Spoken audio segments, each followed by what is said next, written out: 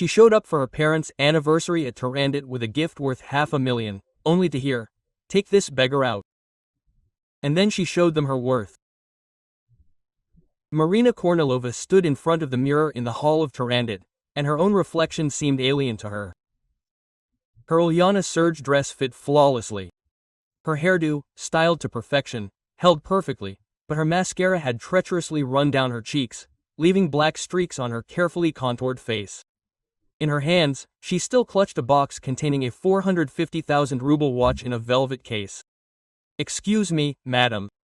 The security guard took her elbow almost tenderly, with the professional delicacy he teaches in expensive establishments. "Your name was removed from the guest list last night. We are very sorry. Please, quote." Her mother's words still rang in her ears. "Take this beggar out." A beggar after $1.5 million for their golden wedding anniversary. After 10 years of financial support, utilities, Mishka's business ideas, and Urka's trips to Turkey. The elevator descended slowly, and her reflection multiplied in the mirrored walls, a woman in a 300,000 ruble dress, with smudged makeup and trembling hands. A screen in the corner broadcast the events in the hall.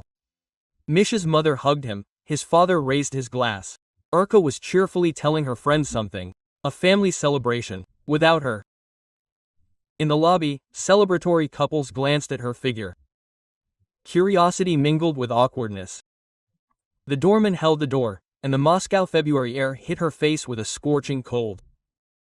"To the city, please," she squeezed out, collapsing into the backseat of the taxi. The driver nodded without asking. A knowing glance flickered in the rearview mirror. He'd seen people like her, with smudged mascara and expensive dresses, fleeing someone else's happiness. Moscow floated past the window in blurred lights. She clutched the watchbox to herself, as if it were the last anchor holding her to reality. 34 years old. A successful investment analyst, her own consulting agency, clients from Rublyovka, and a beggar. Scraps of conversation played in her head like a broken record.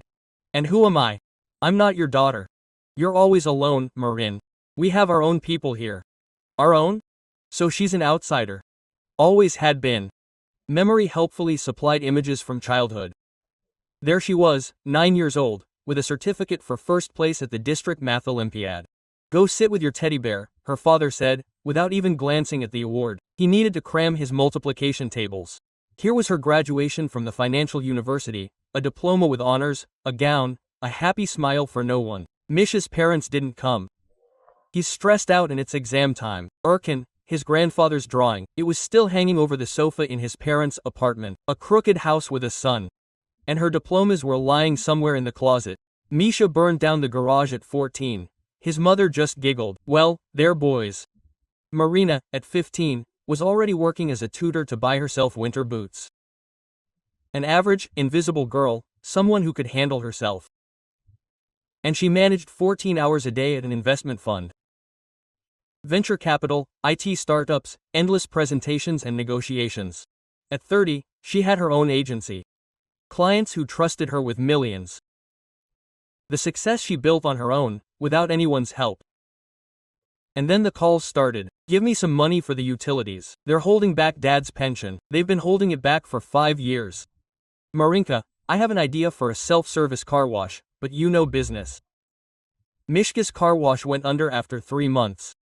Then there was a barber shop, then a marketplace with Chinese junk. "You have money, we're flying to Turkey with your friends, help us out." Urka didn't even say thank you. But she gave, always gave, because she had family.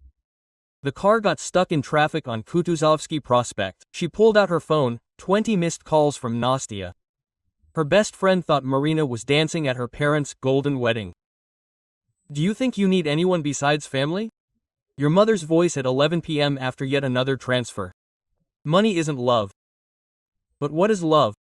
It's when the whole family goes to Sochi for the May holidays, and you find out about it from Urka's stories. "Oh, Marin, you're always busy." Then my mother called, her voice tender for the first time in years. "Daughter, it's your dad's anniversary. We're dreaming of celebrating at Tarandit. Can you help?" Quote, and Marina, the fool, fell for it. She paid a deposit of 1,600,000 rubles. She should have been wary when people started avoiding her in the chat with the organizers, when they answered her questions with emojis, when Urka wrote in surprise, "You'll be there too." But she bought a dress, did her hair, booked a makeup artist, chose a Swiss watch as a gift, a pair, and arrived at the restaurant with a smile. "Sorry, your name is not on the guest list." The administrator looked with professional sympathy. "Your parents asked to cross you off last night." Cross you off as a mistake, as a typo. Through the glass doors she saw the teddy bear in a tuxedo. He looked away. Urko pretended to talk on the phone. "We thought you weren't coming." Mother didn't even leave the room, she spoke through the half-open door. "It's a family holiday after all." Family, without her. And when she handed over the box with the watch, Mother turned to the waiter. "Please take this away. Take this away, take her away. Take this beggar out." The car turned towards the city, a tower of glass and concrete. Her real home. An apartment on the 32nd floor, panoramic windows, designer renovation. No one from the family had ever visited her. "Why do we need to go to these anthills of yours?" The mother waved her hand. In the underground parking marina did not she manage to get out of the car? Her hands were shaking so much she couldn't get the key into the ignition. Something broke in her chest, and a hoarse, animalistic cry burst from her throat. All the years of silence, all the swallowed grievances, she could handle it all herself. It all burst out in the howl of a wounded animal. The phone vibrated. "Nastia, how are you? Are you dancing?" A friend's cheerful voice. "Tell me how everyone is dressed up." "They kicked me out," the words scraped my throat. "I'm not a daughter." Silence. "Then where are you?" "In the car, in the parking lot." "Don't move. I'm driving." 20 minutes later, and Nastia was already knocking on the window. She rushed to hug her without saying a word.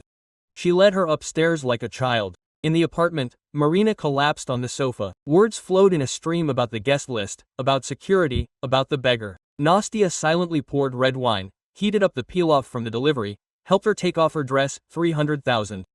"It's not toxicity," she finally said. "It's psychological abuse. You understand, you're a victim." Victim. Marina never thought of herself in those terms. She's strong, successful, and she copes. Quote, "I have a spreadsheet," she suddenly remembered. I always wrote down my expenses. Just in case. The laptop was on the table. The family file. Expenses opened with the first click. Lines, dates, amounts. 10 years of transfers, purchases, payments. At the bottom, in the total cell, the figure 15,347,000 rubles was glowing. 15,347,000. Marina caught her breath. This was an apartment in Moscow. This was a secure retirement. This was a business from scratch. A yacht, a round-the-world trip. This was her whole life, which she gave to those who called her a beggar. She began to look through the lines. Tutors for Urka's children 120,000 a month. New furniture for the parents' bedroom 400,000. Mishka's barbershop 2,700,000.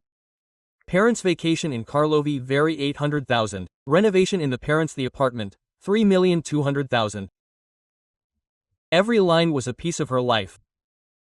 Every number, an unexperienced trip, an unbought dream, put aside later. She fed them all, clothed them, entertained them, solved their problems. And what did she get in return? Bring out this beggar. The family consumed her life through endless requests, and she allowed them because she thought that was love.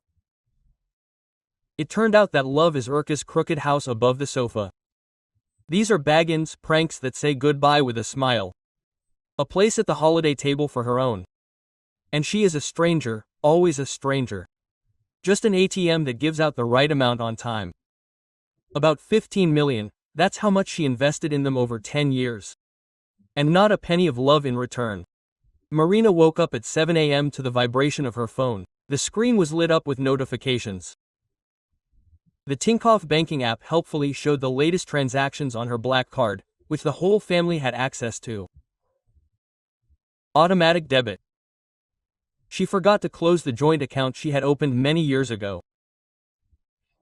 280,000 extra for the banquet at Tarandit, 140,000 bars time to continue the evening, 54,000 for a cake from Renat Aksimov. They celebrated with her money even after they kicked her out. Nastia slept on the couch, covered with a blanket. Marina quietly walked into the kitchen and turned on the coffee machine. The thought still rang in her head, take this beggar out. But now a cold clarity mixed with the pain. She opened Instagram. The first thing she saw was a photo of that very cake on her mother's page. 50 years of love. Thank fate for my family. Not a word about who paid for this splendor. She scrolled further. The Mediterranean cruise she gave her parents for last New Year's was captioned as a surprise from her beloved son, Misha. Photos from Turkey, where Urka went with friends with her money. Thanks to my sister for the idea. For the idea? Not for 120,000 rubles. Do you watch their stories? Nastia stood in the doorway, a disheveled pine tree. Come on. This is masochism. You know what's funniest? Marina turned the screen towards her. Their love, their status, their close-knit family. All of this exists at my expense. I'm not their daughter, but I am their sponsor. Nastia poured herself a coffee and sat down opposite. So what now? Marina closed Instagram and looked her friend in the eyes. I'm not their ATM now. That's it. For the first time in years, she woke up without the usual heaviness in her chest, without the feeling that she should, that she was obligated, but you understand. She wrote to her assistant, Elena, good morning. Need a summary of all family expenses for the last year and the contacts of our lawyer. Quote. The answer came in 10 minutes. Already collecting. Are you okay? Better than ever. By lunchtime, Elena sent a new spreadsheet. Marina studied the numbers with surgical precision. $500,000 for the banquet has already been paid. 110,000 is a cruise for her parents. The departure date is in a month. 420,000. Urka's trip with her family to Turkey. Departure in 2 weeks. 140,000 is Misha's next loan for renting premises for a new business. 520,000 is an extension of her parents' membership in the golf club. 2,690,000 has not yet been spent. But it is already planned with her money. The lawyer called back in an hour. Marina Sergeyevna studied the situation. What has already been spent, alas, cannot be returned without receipts and contracts, but what has not yet been paid can be cancelled. Loans without documentary, the paperwork is legally null and void. That is, everything was based on trust. That's right. Not a single paper, not a single loan agreement. From a legal standpoint, you were giving gifts. Gifts. 15 million as a gift to those who called her a beggar. Thank you, I will act. Alyona warned me right away. Marina Sergeyevna, they will go crazy. It will be a storm. Let me not live in this nonsense any longer. For the next 2 hours, she methodically compiled a financial register for each family member by year with interest, as if they were bank loans. Calculating lost profits, this money could work and generate profit. The result was staggering. 15,300,000 direct expenses. 3.5 million. Potential return on investment. 18,800,000, the price of her family. You could buy a house in Sochi, Alyona said quietly, studying the numbers, or open a charitable foundation. I still can, but first I need to stop bleeding. Cancellation letters were drafted and sent that same day. The cruise is cancelled, Turkey is cancelled, the golf club is cancelled. Misha's bank transfer is blocked. Are you prepared for their reaction? Alyona looked worried. Marina closed her laptop and looked at the sunset outside the city windows. Done. Monday morning began with black coffee and icy determination. The words, "Get that beggar out," echoed in her head again. But now these words didn't hurt, they gave her no strength. The first call to Tarandit. Good afternoon, this is Marina Kornilova. I paid for the banquet for Saturday. Yes, of course, I remember you. How can I help? I'm not asking for a refund of the deposit, but I want to cancel the entire additional order of 420,000. Send the invoice to my parents, and transfer the deposit to the children's hospice, the house with the lighthouse. Anonymously. I understand. We will do everything as you ask. The cruise dials the travel agency. I'm canceling a reservation made in the Kornilov's name, but the flight is in a month. I'll have to pay a fine. I know. 15,000 fine. 95 refund. Transfer it to my account. I'll notify the parents myself. Turkey. Family tour for Urka. Canceling. Yes, completely. No, I've changed my mind. Deduct the fine from the tour price. He thinks for a second they'll still send the nephews 5,000 each for pocket money. They're not to blame for anything. Credit, Misha. Call the bank. Blocking the transfer for 140,000. Yes, this is my final decision. Send confirmation. The golf club is not renewing the Kornilov's membership. No, that's their concern, not mine. By evening, everything was done. There were 34 missed calls on the phone. She turned on the answering machine. From today on, I do not finance family members. All obligations are terminated. The joint account is closed and the numbers have been blocked. For a week, silence was needed like air. Nastia came in the evening. Wine, a view of the skyscrapers, an honest conversation. How are you? Free. And yes, it hurts. I was never their daughter, only the bank. Nastia raised her glass. Then, to your Independence Day. That night, her phone was ringing off the hook with messages. She turned off the sound, but the screen kept flashing. In the morning, she read, Misha, you killed my business. Irina, the children are crying. They dreamed of the sea. Father, you're a traitor. After everything we've done for you? After everything they've done for her? At 7 a.m., the intercom rang as if the apartment was on fire. The whole family was on the intercom screen. Mother, father, Irina with the children, Misha. In a residential complex with security, such guests were rare. The administrator on duty showed how to get to Marina's apartment. She opened the door. They fell in without waiting for an invitation. The investigative committee stood in a semicircle in the hallway, their faces twisted with anger. Are you completely crazy? Irina began. You deprived my children of rest. We're a laughing stock now. The mother threw up her hands. I had to call everyone and explain that my daughter had freaked out. I invested in the premises, made a commitment. Misha pointed a finger at her. You're ruining my business. The father was silent, glaring, then barked. Return everything immediately, fix it. We raised you, by the way. Quote. Marina looked at them calmly, at the mother in the mink coat she'd bought with her own money, at the father in the expensive glasses she'd given him for his last birthday, at Urka's children in expensive clothes paid for by their beloved aunt. No, one word, and silence fell in the hallway, and then broke through. Hysterical, we'll sue you. We raised you, we brought you up. You owe us for life. Ungrateful. Father shouted louder than everyone else. If you don't change your mind now, you're no longer our daughter. Marina smirked. And when was I ever your daughter? She went into the living room. They followed. She took out her laptop and turned the screen.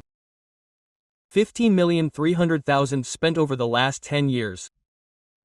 2,690,000 minus fines cancelled yesterday. Every line, date, amount, recipient, purpose. These aren't emotions, these are facts. You're taking things out of context, Verena shrieked. We didn't mean to offend you. Mother wrung her hands. It was stressful. All families go through hardships, father added. Mom, have you forgotten what you told me when I came to your anniversary? Your speech was clear, sober, and merciless. Take this beggar out. An icy silence fell in the apartment. Irina and Misha turned away. Mother spoke softly. It was said in anger. Marina looked at her mother, at her trembling hands, at the tears threatening to spill.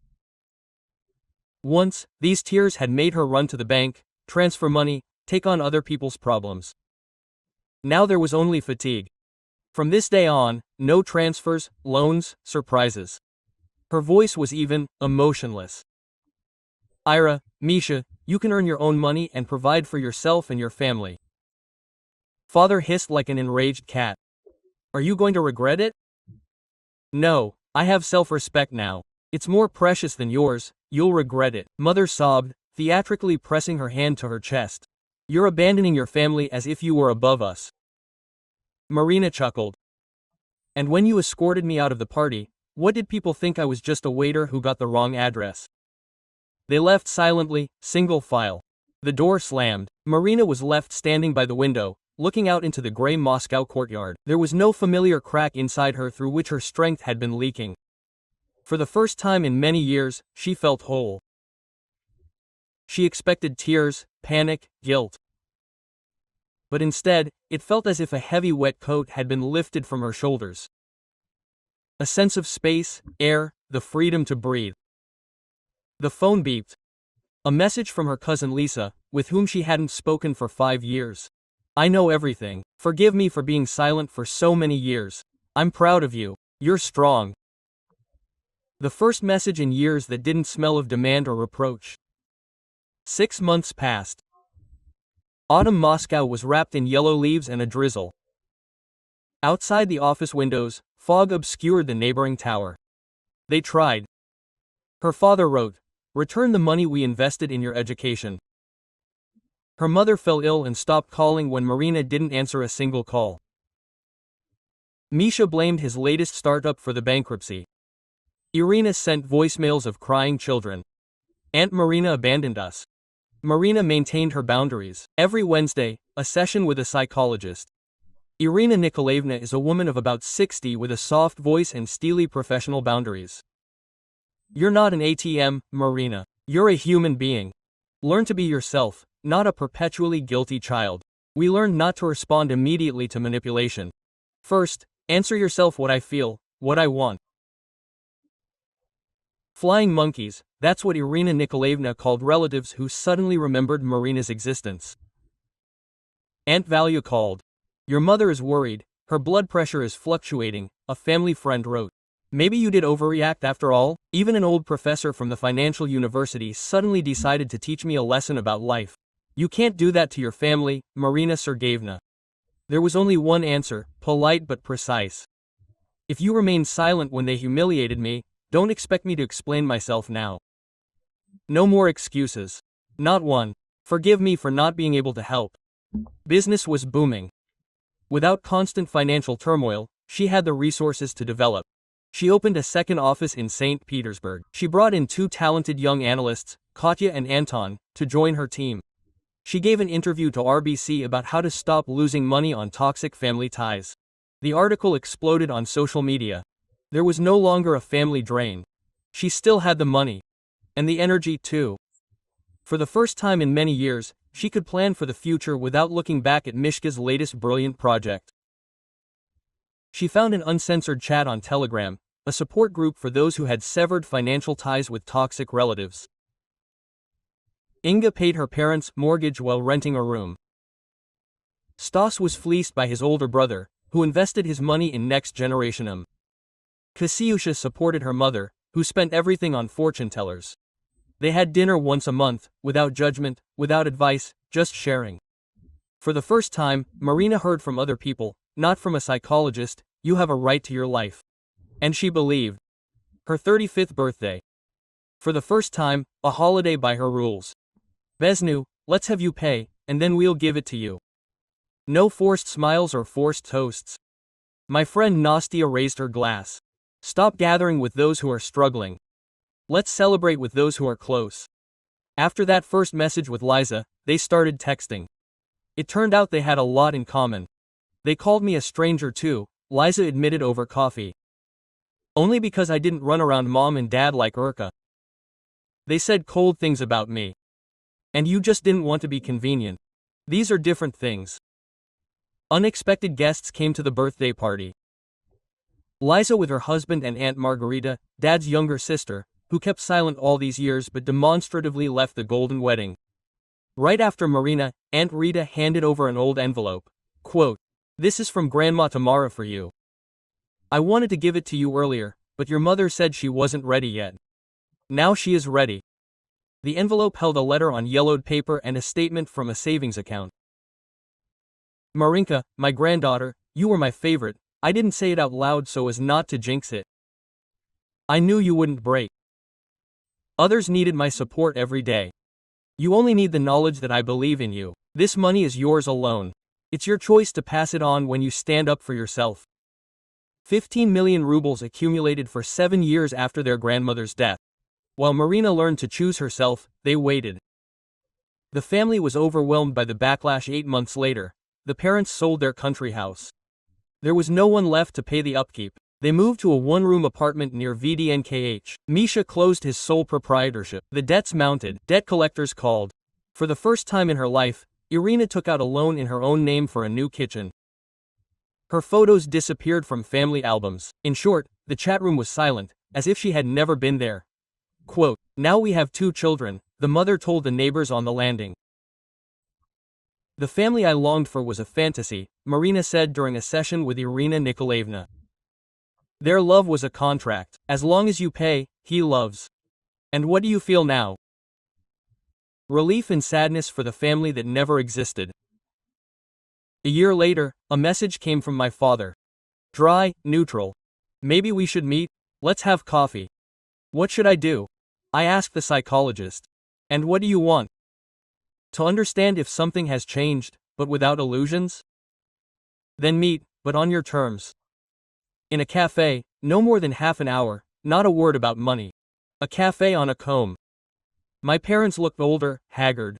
The conversation glided over the surface. The weather, work, how are you? We miss you, my mother finally squeezed out. For me or for my money? My mother lowered her eyes, picking at her napkin. My father cleared his throat. Think about what it means to be a family. I think about it every day. There were no more words. They finished their coffee and went their separate ways. The family's power vanished like morning fog. All that remained was Marina, whole and true, at her own New Year's party. Not in a $1 million restaurant, but in Inga's simple apartment. Garlands from IKEA, the scent of tangerines, genuine laughter. Inga announced their engagement, an inexpensive ring, but the feeling was real. Stas brought his first collection of short stories, self-published so far, but already had an offer from a publisher. Kasiusha came with her 3-month-old son, named Timofey after his grandfather. They love me just like that, Marina thought, looking at her friends. Without conditions, without bills, without you have to. Outside, snowflakes swirled in the streetlights. Moscow shone with New Year's lights. Marina went to the window and thought she saw Grandma Tamara standing nearby, smiling. Part of Grandma's money went to the Tamara Kornilova Foundation, a scholarship for girls who have suffered financial and emotional abuse in the family. The rest was waiting in the wings. Marina knew the day would come when she'd figure out what to do with them. Liza sent a message. You persevered, now you're a support for others. Grandma would be proud. The apartment was noisy. They laughed, argued about movies, played with little Timofey. The air smelled of Olivier salad and champagne. An ordinary New Year's for ordinary people. Marina looked at this festive chaos and smiled. This is what family looks like. Not the one you were thrust into, but the one you chose yourself.